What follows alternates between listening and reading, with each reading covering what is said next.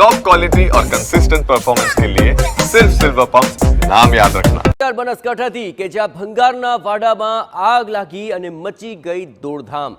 અહીંના દિયોદર ભાભર હાઈવે પર લુદ્રા ગામ નજીકની આ ઘટના સામે આવી રહી છે કે જ્યાં ભીષણ આગને કારણે વાડામાં ભંગાર પડીને ખાખ થઈ ગયો। તસવીરો આપ જોઈ રહ્યા છો જ્યાં ફાયર વિભાગની ટીમે ભારે જહેમત બાદ આગ પર કાબૂ મેળવ્યો હતો।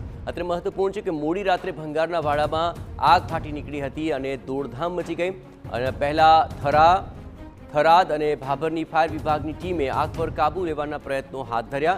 જોકે આગે રૌદ્ર સ્વરૂપ ધારણ કરતા ડીસા અને પાલનપુરના ફાયર વિભાગની ટીમને બોલાવવાની ફરજ પડી હતી। કલાકોની જહેમત બાદ આગ પર કાબૂ મેળવી શકાયો।